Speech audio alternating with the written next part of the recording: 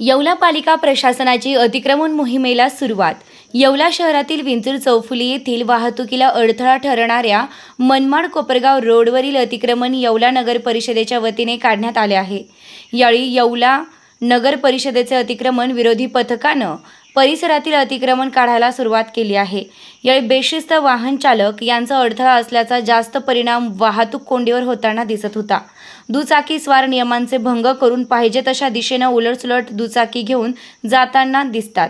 परिणामी महामार्गावरील चालणाऱ्या मोठ्या वाहनधारकांना याचा फटका बसतो व मोठ्या प्रमाणात ट्रॅफिक जाम होताना दिसत होती. यावेळी पालिका प्रशासनाचे मोठे कर्मचारी अतिक्रमण पथकांमध्ये सहभागी झाले होते.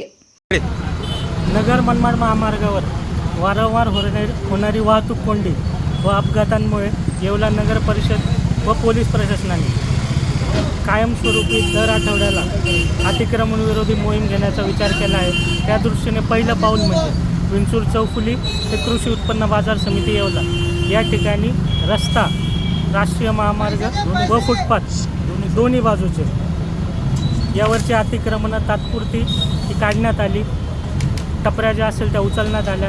तसेच ज्यांचे पक्के बांधकाम होते त्यांना सूचना देऊन अतिक्रमण हटवण्याविषयी सूचना केलेल्या आहेत. मी सर्व नागरिकांना पुन्हा एकदा आवाहन करतो की आपण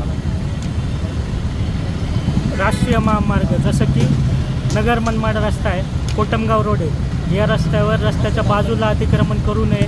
बाजूला कोणतीही टपरी करून आपला व्यवसाय थाटू नये. या दरम्यान जर नगरपालिकेने काही कारवाई केली, आपलं आर्थिक नुकसान झालं तर यास नगरपालिका कोणत्याही पद्धतीने जबाबदार राहणार.